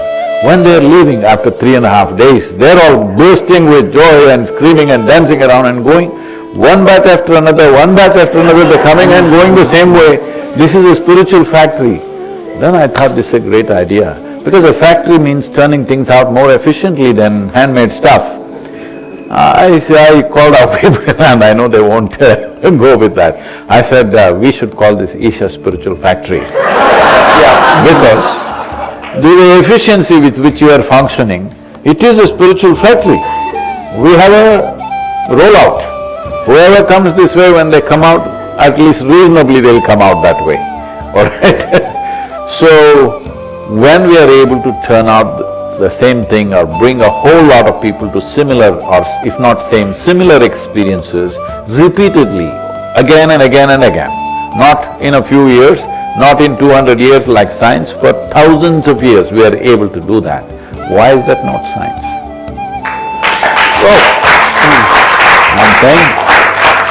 I'm saying, this is not infinity, this is supposed to be and. Okay. You should remove and, science and science. But you see, one of the interesting points was that science is normally assumed to be taking the third-person perspective of the world. When you talked about how this… No, this is why I told this example. This guy was taking a third-person view and he saw this is a spiritual factory. People are rolling out in the same level of experience. But the point is, experience, when you're talking about a science of mind, you're talking about experience, not experiment. I think you're saying the same thing. No. See, I mean, don't translate an experience just to the mind. Today, Bala is trying to study that experience chemically, all right? The blood chemistry and whatever other things. I don't want to get into that because I don't care how long is your telemeter. But all those things matter to today's science, it's fine. Now they are saying the endocannabinoids are up by whatever percentage, it is much more than what happens in sexual orgasm just sitting here. Why is this not science? It's measurable. I'm agreeing. I'm saying that you should have a science of experience. So I think I'm agreeing with you in that respect. No, experience is not scientific. Experience is very subjective, human. But you can measure it, not at the level of experience, at the level of what's happening in the body, you are able to measure it. What's happening in your chemistry, you can measure it. Because all human experience has a chemical basis to it. But that's reducing everything to materialistic science. No. See, right now, only because both of us have a body here, we are able to house a mind on this. Hello? Correct? Yeah. We are housing a mind on this. Because we have a mind on this, we are housing ideas on it. Because we have a mind like this, we are housing mathematics on it. You can't house all this stuff if you didn't have a body. So there's nothing wrong with the body. Body is the foundation. Without this, what can we do? I can ask you a very specific question, Sadhguru. I'm fascinated in the question of whether consciousness, because consciousness was the theme of this wonderful meeting. I'm interested in the question of whether consciousness is actually generated by the brain or whether consciousness is actually merely filtered through the brain. In other words, whether consciousness as a little c is just a manifestation of consciousness with a big C. And I'm interested to know where you stand on that, because you're obviously emphasizing the fact that our experience of the world is related to what happens in the body, but that doesn't prove that the consciousness is generated by the body. It merely says the consciousness is housed in the body. So where do you stand on that? Let me put this like this. We were talking about Kala. We're talking about time and space as Kala. We are talking about Mahakala, which is time but not cyclical in nature. Let's say that is consciousness. That is a stillness which is all-pervading and which is powerful. Today maybe they're calling it dark energy, whatever it is, I don't know how they see that. I don't know if there's any scientific way of sensing dark energy, I have no idea about that, so let me not comment. But calling it dark, we agree, because we call this also dark, because we're calling it Kala. Kala means also darkness, because space is dark. Light is just a small happening. When something burns, it emanates light. And you can't see light, you can only see its reflection. See, right now, there is light passing here, you can't see it. Only if my hand stops it, then you can see it, otherwise you can't see it. So we are not, in exploration, we are not concerned about light. That's why first thing we do is close our eyes. Because light is a huge deception. Light is giving you a wrong perspective of everything. So the moment you depend on light, you become physical, you become only physical with the opaque stuff. I'm saying you can see the hand, you can't even see the air that you breathe, because you can't see anything vital here if you depend on light. So first thing is to close our eyes because the senses are deceiving you. When we said Maya, we did not say… because today philosophers are going about saying nothing exists, it is only there because you are looking at it. Recently young boy asked me a question, I think that video is out somewhere today. This boy is asking, Sadhguru, is universe there before me or is it just my projection? I said, you are a young man, before you came, I was here and the universe was there. All right, don't imagine such things, you came and projected the universe for me, all right? I'm saying this is simplistic understanding of whatever profound sciences somebody has experienced. It's all because of those three scientists got the Nobel Prize. Everybody thinks that now they know universe does not exist. If universe does not exist, what the hell are you doing here?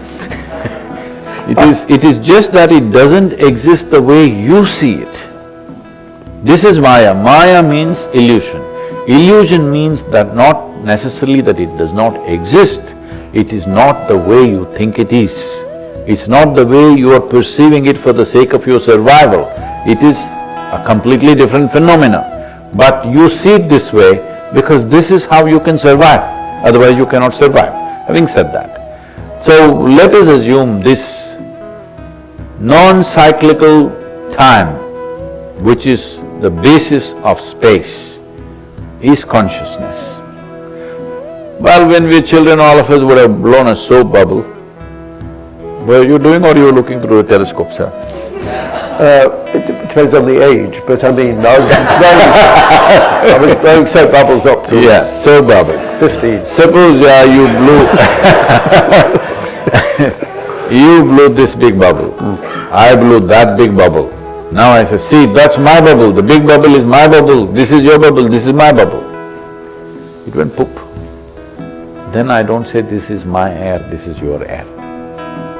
It's the same air, both of us captured, you captured this much, I captured that much. So right now the whole yogic system is focused on how much can you capture. If you capture more of that you're calling as consciousness, which is a memoryless, intentless intelligence, with which if you give it a little memory, it finds expression as many forms. So you and me are one type of forms that which found expression because we gathered memory. This memory we call as karma. As long as your karma is there, you can blow a bubble because you got soap. Even though there is air, you can't blow a bubble, you need soap. So soap is this karmic information. Without information, you can't blow the bubble. Now if your soap is very thick, you can't blow a big bubble. It'll be small but heavy, it doesn't fly, it just goes down and bursts on the… you've seen both. You blow a lot of soap, it just gets heavy, goes and lands there. You blow it really nicely, light and slowly, it becomes this big. Now it floats away because its wall is so thin. So if you become like this sister… what is this, Teresa? Saint Teresa, I'm so sorry. Saint Teresa. Saint Teresa blew a bubble which is floating away. Others see and think, oh, she descended from the heaven. No, she's floating because she's blown a big bubble of herself. Now, the bigger the bubble, the easier to burst it. And that is called nirvana, mukti, moksha, because at some point we want to burst it. Why would I want to burst my own life bubble? That is because you read the memory that is written in this and you saw it through and through. Because you just have amnesia of… even you don't even remember how you were in your mother's womb, do you? No, you don't remember. You only remember a few things here and there and you pick up a few pleasant things and say, my life is fantastic. If you actually look at it, whole of your life is generally grind. Like he said, he has to go shopping, he has to cook, he has to wash. It's a grind, all right? Here and there, moments of joy, excitement, this and that happened. You are just trying to remember that and paint a beautiful picture of your life. It's wonderful. Psychologically, it's a good thing to do. But it's not a way to explore the reality of one's existence. See, you wanting to live a good life is one thing, you want to know the basis of the life itself is another thing. This aspiration may not be there in everybody and is perfectly fine. Somebody just wants to live a good life, all they want is pleasant chemistry. We can teach them a simple way to make your chemistry pleasant. Most people would be satisfied with that, because generally that's all. They go to temples, mosques, churches, wherever. What is their prayer? What is the prayer on the planet? Dear God, give me this, give me that, save me, protect me, make me healthy. Give me a little more than my neighbor. Yes, what else? This is all the prayer on the planet is. So otherwise, no, not like that, I go there to thank. Thank what? For what you got last time, so that he doesn't forget you next Christmas. This happened. Let me tell you a little joke, so it's getting serious. Two boys, brothers, went to grandmother's place for Christmas. So they are required to pray before they go to bed. The elder boy sat down, kneeled down rather, and started praying. He wanted a puppy for the Christmas. So he's praying, Dear Lord, let me have a puppy, and what breed and everything. The younger boy, who is wiser, screamed loudly, Dear Lord, I need a bicycle, dear Lord, I need a bicycle. So this older boy says, what nonsense, why are you screaming? God can hear. He said, I don't care whether God hears or not, I want grandma to hear.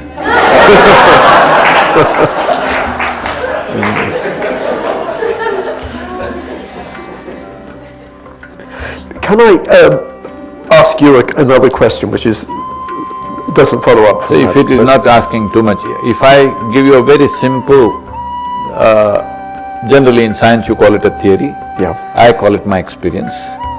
If I give you a simple line, can you build mathematics for it? Because that could be the telescope. Well, my question was going to be this. We started off talking about the cycles of the universe, and there was something which intrigued me. In one of your films, or one of the interviews, I've heard you talking about the fact that there were a certain number of cycles. 84. 84, exactly.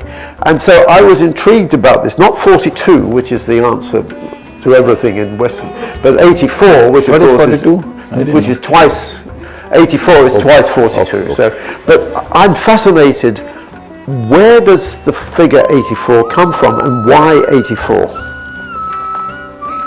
Well, you already heard that video, so I will leave that part. No, but they didn't, and I like it. See, there is a continuous talk about Big Bang. Yeah. I was talking to one of the scientists who's written a book on endless universe. Yes, endless universe, that's the title of the book. Paul Steinhardt. Yes. Yeah. So I met him in Davos, and he was setting up a computer simulation of how it could have been. When I looked at that computer simulation, this is a form every day we work with. We call this linga. The word linga comes from the word lina. Lina means the form. We call it the form. The form. What do you say? Form. Form. Thank you. It's my English accent. Okay. The form. Now I understand. Yeah. So, we call it the. Yep. Why it's called the form is because it was the first form. So when he breathed out and when energy played upon his body and little particles of creation started forming cycles and making Mahakala, a great time, into a simple time process of atomic time, then he roared. When he roared, it rose like that. That form I am seeing on his computer. This is a form we always people worship and work with in so many ways. I see this guy had it on his computer. I said, how did you get this? He said he's been working on simulating the Big Bang. Then I asked him a simple question. Is it possible there could have been many bangs? He did like that and then he said, possible. Then I said, if there are many banks, see if you have an automobile, if you take off the manifold, you will see the engine will go bang, bang, bang, bang. If you throttle up, it'll roar. So I said, if there was a series of bangs, could it have been a roar? He said, why not? Possibly. I said, we've always been saying it's a roar, so we called the first form as the Rudra. Rudra means the one who roars. He roared. Like this, then we evolved many forms to describe this. This was Mahakala, this was Kala, this was Rudra, this is the first form, and then the many forms, how they came, there are various aspects to it. These things are not today. These things have been spoken millennia ago. How do they know all this? The simple thing is like this, if you look into this piece of creation, the whole creation is present in a footprint form. By looking at my footprint, suppose I walk through the garden, by looking at my footprint, you can measure my weight, my height, my gait. You can even guess how smart am I. Depending on how I navigate through spaces, you can see how smart you are. In this country, everybody is, eulogizing this all the time. The Native Americans could read the footprint and they could read the tracks, how many people, what is happening, this, that, lot of detail into it, because the footprint leaves a whole lot of things. So in many ways, various aspects of this creation, you will never be able to see this through physical approach or even mental approach, because mind we see it as a physical projection. Mind is a little subtler projection of the body. So these things cannot be seen, but the footprint can be seen. With the footprint you can know most of the things. Only thing you cannot know is, what is my nature, you cannot know. But you can figure out, if I walk through, let's say, a difficult terrain, you can easily figure out how smart I am. You can figure out what is my thinking. People do this. Looking at the animal footprints, I do this myself. Looking at the footprint, I know where it is going, is it hungry, is it not hungry, is it hunting, is it just walking around? I've survived in the jungles because I see these things very clearly. So looking at the footprint of creation, if you have lot of these numbers, which I don't have no numbers in my head, only number I have is this one. Sometimes it becomes like this. I don't have any other numbers. Because of that, I don't bother about that, but if you have all these numbers, if I show you the footprint, can you build a mathematical ladder to that? If you build that, we can say scientists are seeing something that their eyes or their telescopes cannot see. Yes, but can I ask a follow-up question?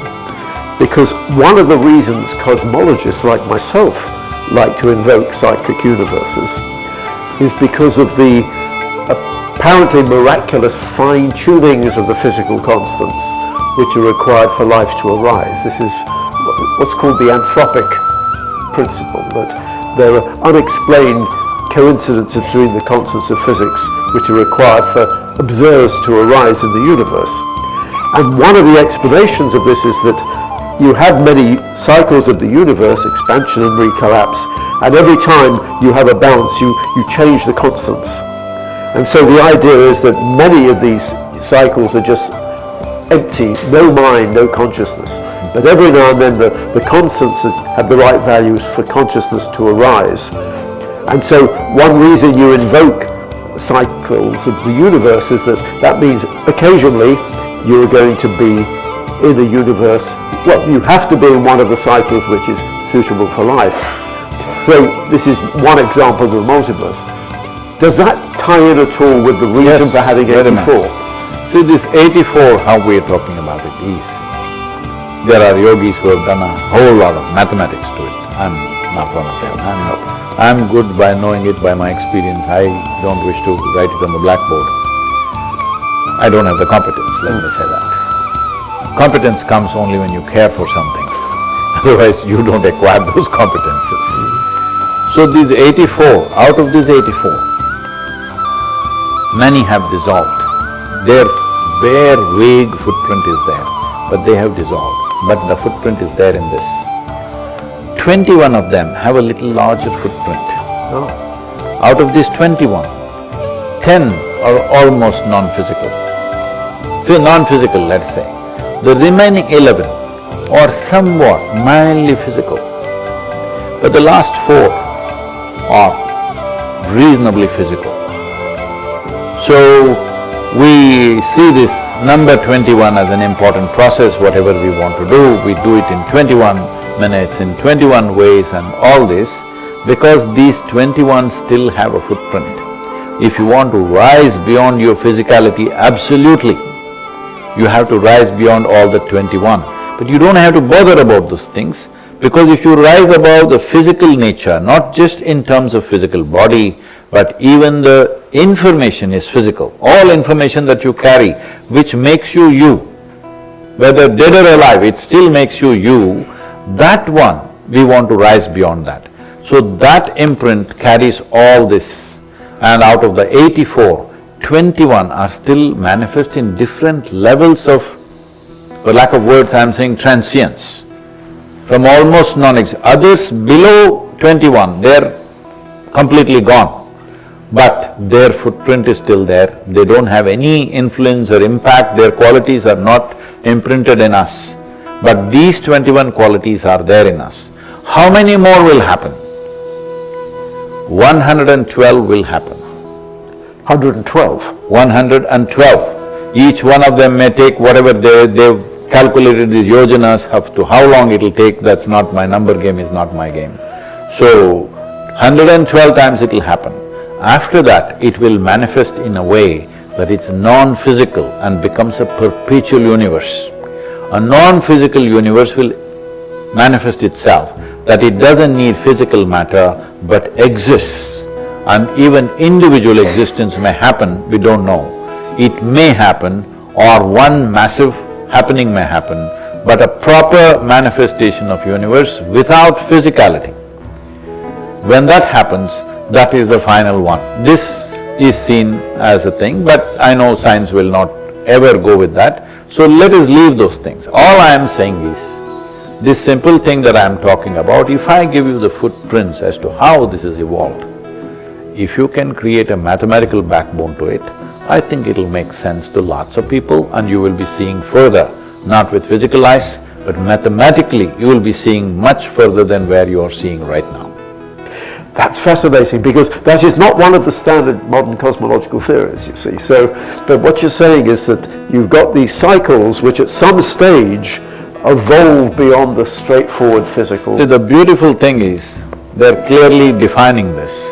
Because the Indian cosmology is built and personified in a certain way. Most people, Indian origin people will know this.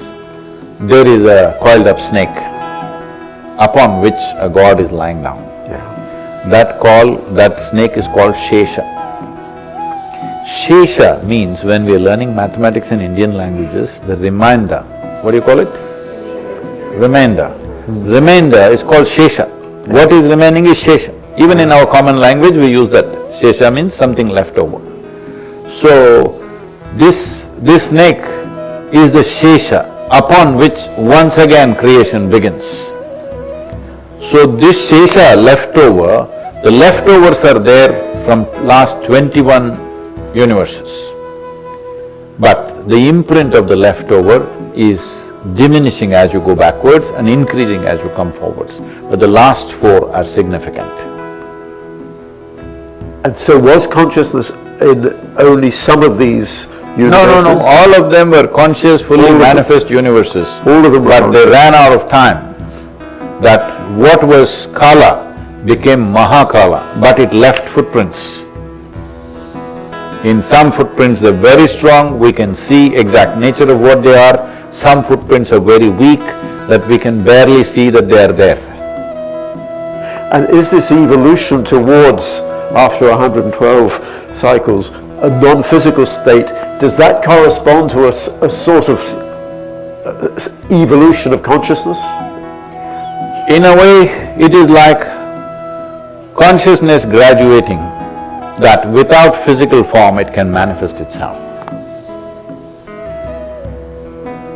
That's a very positive note, maybe which I know we've come to the end of our 2 hours, but that's a really interesting thought, but especially that you made it mathematical, like. Thank you, sir. You came all the way. Thank you very much, sir. Fantastic.